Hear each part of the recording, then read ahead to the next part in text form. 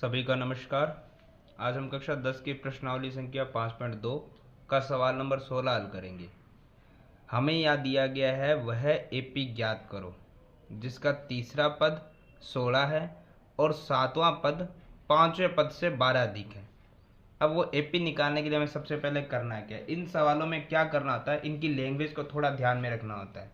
जैसे हम देखते हैं, हमें यहाँ पर सबसे पहले क्या दिया, हमें दिया हुआ है उस एपी को ज्ञात करना है जिसका तीसरा पद 16 है। तीसरा पद मतलब A3 16 है। ठीक है, ये तो सिंपल सा हो गया। इसी में लैंग्वेज आए क्या कह रहा है, और सातवां पद निकालना है। अब हमें क्या निकालना है, इसका सातवां पद। तो ध्यान से देखो सातवां पद कैसे निकलेगा। सातवां पद निकालने के लिए हम करेंगे सातवां पद निकालेंगे जो पांचवें पद से 12 अधिक है, यानी पांचवा पद और उससे 12 अधिक है। अधिक है तो प्लस, कम है तो माइनस। अब ध्यान से देखो, इसको लिखने में क्या मुश्किल लगी ज़्यादा, जैसी लैंग्वेज दी थी उसी लैंग्वेज को ध्यान में रख के हमने सवाल बनाया है। अब ध्यान से देखो, प्रश्न के अनुसार हमें करना है। प्रश्न के अनुसार ध्यान से देखो, सबसे पहले हमें, ये तो बड़ा सिंपल सा है, इसको करना कोई मुश्किल नहीं है। इसको करना क्या आसान है, A3 को हम और किस तरीके से लिख सकते हैं, A+2D। अब ये क्यों लिखा है, क्योंकि इसके लिए एक छोटा सा फॉर्मूला हमने सीखा था, A+n-a गुणा में D। यानी कि जितना पद दे रखा हो उसमें A प्लस करो और जितना पद है उससे एक संख्या माइनस करके D से गुणा कर दो। ये हमने पहले बहुत बार सीखा है, तो ये तो हमारे लिए आसान हो गया। और ये तीसरे पद के बराबर में हम ये लिख सकते हैं, और उसका मान किसके बराबर था, 16 के। ये हमारी समीकरण नंबर 1 बन गई। अब हमारी बन रही है समीकरण नंबर 2, और उसके लिए हमें क्या करना पड़ेगा, उसके लिए हमें लेना पड़ेगा इस पद को। ये हमने ले लिया है, अब इसको लेना है। इसको लेने का तरीका क्या है, सातवां पद जो पांचवें पद से 12 अधिक था, यही था। तो हम सबसे पहले सातवें पद की समीकरण लिखते हैं, और समीकरण बनाना तो अब आसान है, हमें ही पता है।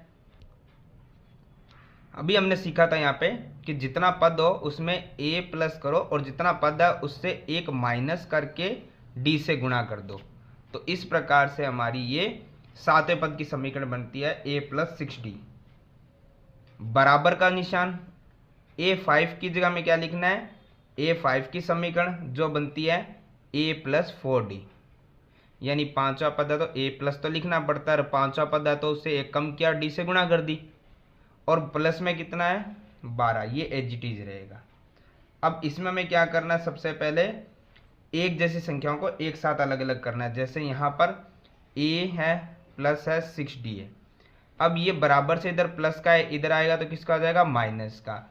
ये प्लस का 4D इधर आएगा तो किसका आ जाएगा, माइनस का। और ये 12 बराबर से उधर वैसे का वैसे। तो ध्यान से देखो, ये प्लस का है, ये माइनस का है, ये 6D प्लस का, ये 4D माइनस का। तो दोनों समान है। ये प्लस और माइनस क्या होता है, माइनस। 6D में से 4D माइनस हो तो कितना बचेगा, 2D। बड़ी संख्या प्लस की है, बराबर में कितना बचा, 12। अब ध्यान से देखिए, D बराबर 12, D के साथ वाली संख्या कहा जाएगी भाग में। तो 2 का 12 में भाग लगाएंगे तो D बराबर कितना आ गया, 6, और D होता है सार्वंतर। अब इसी D को हमें समीकरण 1 में रखना है, तो हम लिख देंगे D का मान समीकरण 1 में रखने पर। तो ध्यान से देखेंगे, समीकरण 1 हमारे पास ये रही, जो थी हमारे पास A+2D बराबर में 16। तो ध्यान से देखेंगे, A हमें पता नहीं है, 2D की जगह हमने D का मान कितना निकाला, 6 बराबर में 16। तो ये रहेगा A+6 दूना 12 प्लस में 16। तो A वैसे का वैसा, ये 16 था, ये प्लस का 12 इधर आया, किसका आ गया, माइनस का। तो A बराबर कितना आ गया, 4। A का मतलब प्रथम पद। अब हमें पता है पहला पद पता है, D यानी सार्वंत्र पता है, तो हम एपी आराम से बना सकते हैं। एपी बनाने के लिए हमें क्या करना होता है, पहला पद और उसके बाद हर पद में आपको D प्लस करते जाना है। जैसे 4 है, 4 में D प्लस करेंगे तो कितना हो जाएगा, 10। फिर आगे वाला 10 है, उसमें हम क्या करेंगे, फिर D प्लस कर देंगे, तो 10 और 6 कितना हो गया, 16। फिर 16 में फिर D 22। तो ऐसे करके आगे से आगे हमारी ये पी बन जाएगी। तो इस प्रकार से हमें इन पदों से हमने एपी को ज्ञात कर लिया। तो ये सवाल नंबर 16 भी होता है हमारा कंप्लीट। सवाल नंबर 17 हमें यहाँ दिया गया है, सबसे पहले एक एपी है 3, 8, 13 और आखिरी पद 253। अब हमें यहाँ पर अंतिम जो पद है उससे 20वां पद ज्ञात करना है। नॉर्मल हम क्या कहते हैं, ये यहाँ पर हमें पहले पद से हम ए मानते हैं, फिर इनमें से डी निकाल कर आगे जो ये पद कहता है वो हम ज्ञात कर लेते हैं।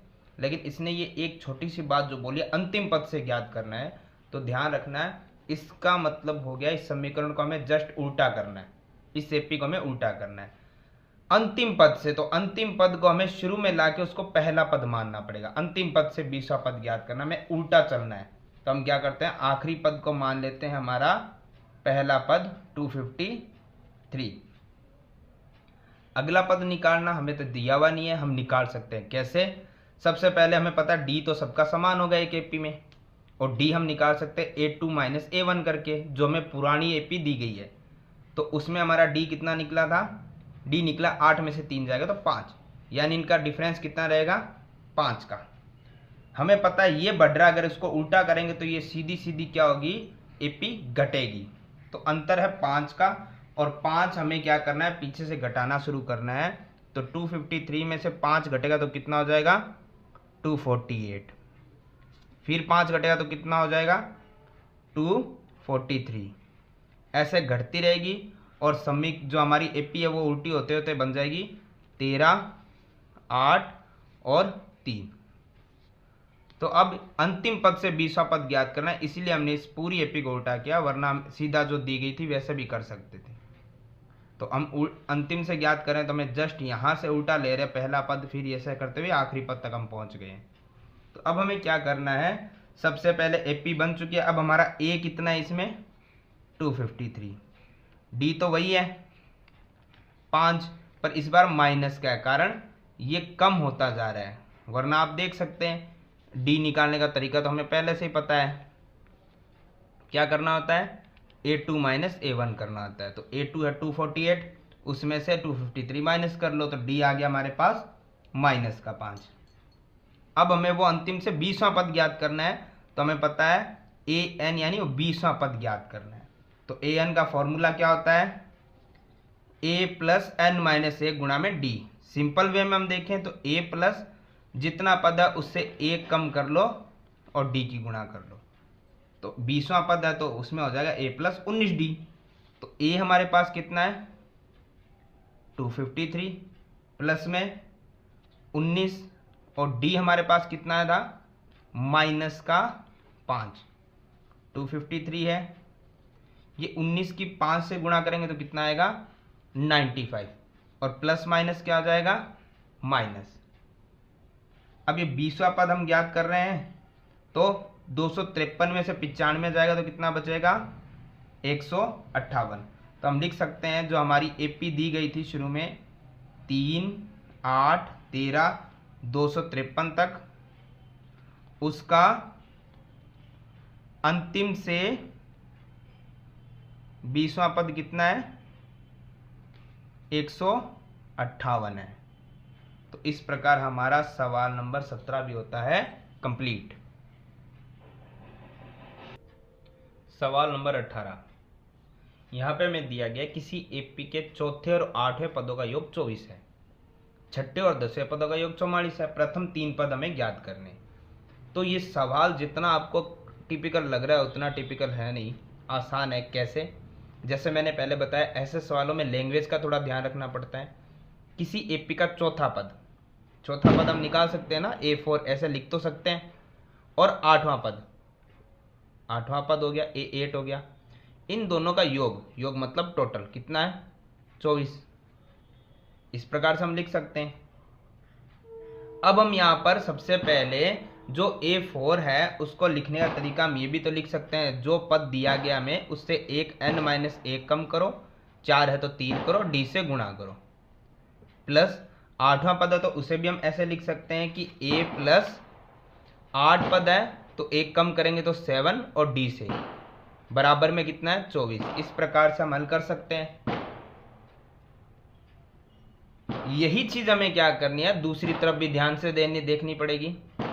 दूसरी तरफ क्या है, दूसरी तरफ है छठा और 10वां पद है, तो सेम ऐसे ही लिखना है हमें। छठा पद है, इस सवाल के आगे ही है, छठा पद है तो हम लिख सकते हैं उसे A6, और 10वां पद है तो हम लिख सकते हैं A10, और दोनों का टोटल कितना आएगा दिया हुआ है 44। अब हमें क्या करना है, छठा पद हम कैसे लिख सकते हैं, A प्लस में 6 पद है तो एक कम किया 5 लिखा और D से गुणा कर दी 5D, प्लस में 10वां पद है तो हम लिख सकते हैं A प्लस 10 में से एक कम किया तो 9D, और बाकी बराबर में 44 वैसे का वैसा। तो ये लिखना कोई इतना हार्ड नहीं है, ये हम आसानी से लिख सकते हैं। अब ये दोनों तरफ एक जैसी चीजें हमें हल करनी है। सबसे पहले क्या करना है, जो समान दिखने वाले हैं उनको एक साथ करना है हमें। जैसे कि A और A दोनों प्लस के कितने हो गए 2A हो गए, A और A प्लस करके 2A हो गए। ये 3D और ये 7D दोनों प्लस के कितने हो गए 10D हो गए, बराबर में कितना है 24। ये समीकरण 1 हमारी कंप्लीट हो गई है। सेम यही हमें क्या करना है, इस तरफ A और A दोनों प्लस के कितने हो गए 2A, 5D और 9D दोनों प्लस प्लस के जुड़ गए, कितने हो गए 9 और 5 14D, और बराबर में कितना हमारे पास 44। ये हमारी होगी समीकरण नंबर 2। तो दोनों तरफ आसानी से समीकरण बन गई। अब हमारी क्या करना है, समीकरण 1 यहाँ लिख देते हैं हम, समीकरण 1 में समीकरण 2 को घटाने पर, तो समीकरण 1 हमारे पास ये रही, इसको एज इट इज नीचे लिखना है 2A प्लस में 10D इज इक्वल टू 24। ऐसे ही हमें समीकरण 2 जिसको घटाना है उसको लिखेंगे 2A plus 14D is equal to 44। ये हमारी समीकरण 1 थी, ये हमारी समीकरण 2 है। और घटाना है तो घटाने के लिए हमें क्या करना पड़ेगा, सबसे पहले माइनस। और जैसे पहले भी आपको मैंने बताया था, जब हम यहाँ घटाते हैं तो ये माइनस से सारे निशान चेंज होते हैं, माइनस से अंदर वाले सारे निशान बदलते हैं, बराबर से उधर भी बदलना है हमें। कैसे, माइनस और प्लस क्या हो जाएगा माइनस। अब हमें घटाव वाला निशान देखना है, ये वाला नहीं। माइनस और प्लस क्या हो गया माइनस। ये बराबर से उधर भी इसलिए किया क्योंकि हम समीकरण में समीकरण घटा रहे हैं, तो इसलिए ये माइनस जो घटाने वाला साइन है वो सब में आएगा। अब हमें घटाना है ये 2A प्लस का, ये माइनस का, प्लस माइनस माइनस, और सेम संख्या थी तो पूरी माइनस हो गई। ये प्लस का 10D, और अब ये प्लस का नहीं, किसका हो गया था माइनस का। तो प्लस और माइनस क्या आता है माइनस। 14 में से 10 जाएगा तो कितना बचेगा 4। बड़ी संख्या किसकी है माइनस की, बराबर ये माइनस का ये प्लस का क्या होगा माइनस। 44 में से 24 जाएगा तो कितना बचेगा 20। बड़ी संख्या किसकी है माइनस की।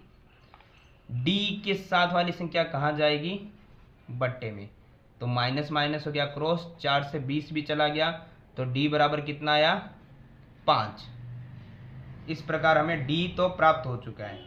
अब हमें क्या करना है, जो D का मान है पिछले सवाल की तरह ही करना है। D का मान समीकरण 1 या 2 किसी में भी रख सकते हो, 1 में रखो चाहे 2 में रखो, दोनों से आपको उत्तर मिल जाएगा। तो हमें क्या करेंगे, समीकरण 1 में रख रहे हैं, तो एक समीकरण ये रही हमारे पास 2A प्लस 10D बराबर में 24। तो 2A है प्लस 10 है, और D की जगह D का मान रखेंगे, कितना आया था 5 बराबर में 24। तो ध्यान से देखो ये 2A है और ये 10 5 50 प्लस में बराबर में 24। अब हमें क्या करना, आगे वाली लाइन में ये 2A है बराबर में 24 था, ये प्लस का 50 इधर आएगा तो किसका आ जाएगा माइनस का, और प्लस माइनस क्या आता है माइनस। तो 2A वैसे का वैसे, और 50 में से 24 जाएगा तो 26, और बड़ी संख्या है माइनस की। अब हम यही करते हैं, A के साथ वाली संख्या कहाँ जाएगी भाग में, तो 2 से 26 काटेंगे तो A बराबर आएगा माइनस का 13, माइनस है और 2 से 26 जाएगा 13 बार। अब हमें इसी में क्या करना था, 3 पद याद करने थे। तो AP में हमें पहला पद मिल गया कितना है माइनस का 13, और DB में मिल चुका है। तो अब हम दूसरा पद निकाल सकते हैं। दूसरा पद निकालने की टेक्निक क्या होती है, a प्लस में d। आगे वाला तीसरा पद निकालने की टेक्निक होती है a प्लस 2d, फिर a प्लस 3d, ऐसे। पर हमें यहाँ पर सिर्फ 3 ही पद ज्ञात करें तो 1 2 3 बहुत है, आगे हमें निकालने की आवश्यकता नहीं है। तो हम लिख देते हैं a जो हमारे पास आया -13 और प्लस में d जो हमारे पास था 5। तो प्लस माइनस क्या होता है, माइनस। 13 में से 8 जाएगा तो कितना बचेगा, 13 में से 5 जाएगा तो कितना बचेगा, 8। बड़ी संख्या किसकी है, माइनस की। तो दूसरा पद आ गया माइनस का 8। फिर ऐसे हम क्या करेंगे, a प्लस 2d करेंगे तो तीसरा पद आ जाएगा जो हमारे पास कितना आ जाएगा, माइनस का 3। तो इस प्रकार से 3 ही पद हमें ज्ञात करने थे, पहला, दूसरा और तीसरा। आगे हमें निकालने की आवश्यकता नहीं है। तो इस प्रकार सवाल नंबर 18 भी होता है हमारा कंप्लीट। सवाल नंबर 19 हमें यह दिया गया है, सुब्बा राव कोई व्यक्ति है, उसने 1995 में 5,000 रुपये महीने की वेतन से कार्य आरंभ किया था। प्रत्येक वर्ष 200 रुपये की वृद्धि हो रही थी और किस वर्ष वेतन 7,000 हो गया, हमें ये बताना है। तो सबसे पहले आसानी से हम कैसे कर सकते हैं, लैंग्वेज पे ध्यान रखिए। लैंग्वेज हमें क्या कह रहा है, 5,000 से शुरू किया था वेतन। तो हमारी एपी का प्रथम पद हमें मिल गया, कितना है, 5,000। फिर कह रहा है हर साल 200 रुपये बढ़ रहे हैं। तो ये पहले जो साल की यानी पहला पद था वो 5,000 है, अगली बार वो कितना हो जाएगा, 5,200, क्योंकि 200 की वृद्धि हो रही है। उससे अगली साल फिर इसमें 200 बढ़ेगा तो ये हो जाएगा 5,400, फिर ये अगले साल 5,600। ऐसे करते करते एक दिन वो पहुंच गया 7,000 वेतन पर। अब ये कौन से साल में हुआ वो हमें नहीं पता, वही ये पूछ रहा है किस साल में हुआ है, यानी वो पद कौन सा वो ज्ञात करना है। तो सिंपल तरीका हमें क्या करना है इसको निकालने का, बिल्कुल आसान। हम क्या करते हैं, a प्लस n माइनस 1 गुणा d, ये an का फॉर्मूला लगा देते हैं। अब इसमें ध्यान से देखो, a हमारे पास पहला पद है, कितना है, 5,000। n हमें ज्ञात करना है, कितने साल में बढ़ी पता नहीं है। d अंतर हमें पता है, कितने का अंतर आ रहा है, 200 का अंतर, ये तो हमें पहले से पता है, वरना हम a2 में से a1 घटा के देखेंगे तो 5,200 माइनस 5,000 कितना आएगा, 200। और ये आखिरी पद कितना है, 7,000। an होता है हमेशा अंतिम पद, जो कितना दिया गया है, 7,000। तो इसी के थ्रू हम सवाल करते हैं, ये हमने पहले भी किया हुआ है। सबसे पहले n माइनस 1 गुणा 200 इधर रख लेते हैं, 7,000 था, ये प्लस का 5,000 इधर आएगा तो किसका हो जाएगा, माइनस का। तो n माइनस 1 गुणा 200 बराबर में 7,000 में से 5,000 क्या बचेगा, 2,000। अब क्या है, n माइनस 1 है, ये 2,000 है, और ये गुणा का 200 यहां किस में आएगा, भाग में। जो n माइनस 1 के साथ गुणा में है संख्या वो कहां आ जाएगी, भाग में। तो ये पूरा पूरा चला गया है 10 बार, यानी n माइनस 1 बराबर क्या आया, 10। अब हमें क्या करना है, n है बराबर में 10 है, ये माइनस का 1 इधर आएगा तो किसका आ जाएगा, प्लस का। तो 10 और 1 कितना हो गया, 11। यानी कितने वर्ष में वेतन 7,000 हुआ था, हम यहां लिख देंगे वेतन 11वें वर्ष में 7,000 रुपये हुआ था। तो इस प्रकार आसानी से हमने सवाल नंबर 19 भी कर दिया, सिर्फ लैंग्वेज पे ध्यान देते हुए। तो सवाल नंबर 19 भी होता है कंप्लीट।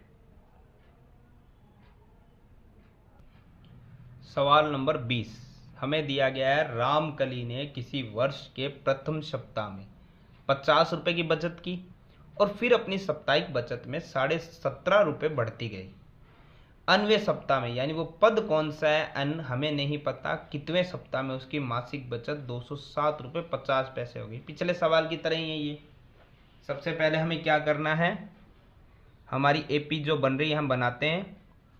पहली बचत कितनी थी उसकी, 50 रुपये, यानी ए तो हमें मिल गया 50। फिर हर बार बचत बढ़ रही थी 17.5 रुपये। तो हमारे पास यहाँ पे डी भी आ गया, कितना आ गया है, ये ए था, डी हमारा कितना आ गया है, 17.5 रुपये।